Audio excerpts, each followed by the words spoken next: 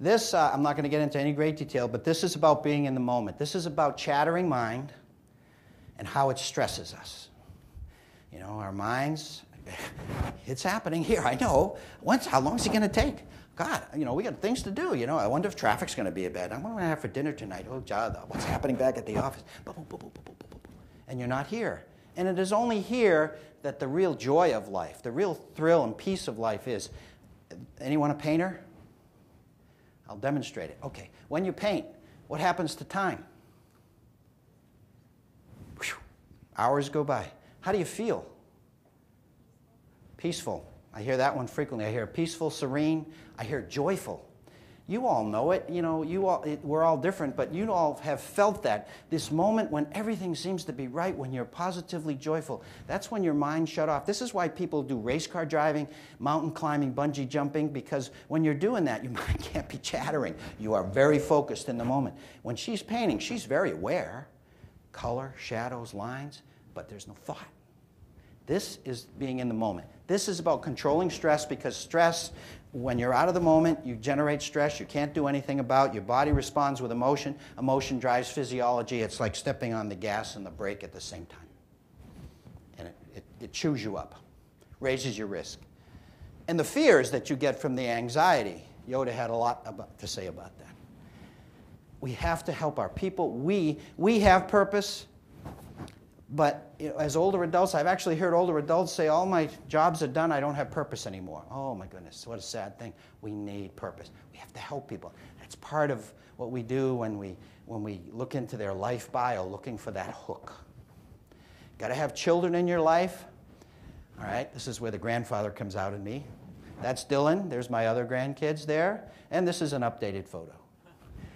I didn't have them in my life till I had grandkids. And by the way, animals too. Jesse there. Children, plants, and animals. You know the Eden alternative. And laughing.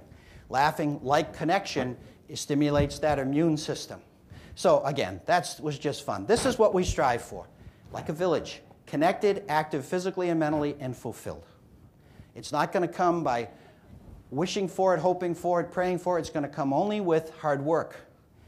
George Eliot says it's never too late. I give this to older adults so they understand it is never too late, but for us as an industry, it's never too early for us to begin to transition into one that empowers people, uses the research, and creates those environments.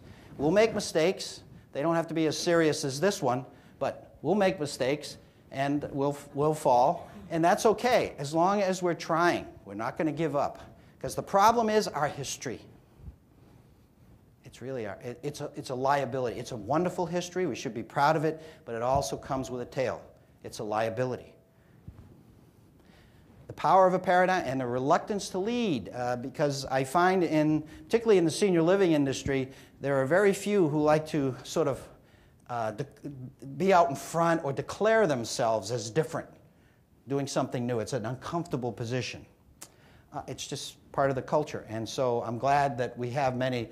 There's a number, and enough, I think, who are visionary enough to know that they can do that and should do it, but also that there's an urgency to do that. It's self-serving, ladies and gentlemen. We're all aging. It's self-serving, so I don't consider myself particularly altruistic. The moral is don't try to come up with solutions before you know what the problem is. The problem is us, in many respects. There's a lot of obstacles out there we meet every day, but never forget that part of our problem is us. And it's about a paradigm. But it's very clear what's possible. Just stay true to your mission, because that's doing all you can for older adults.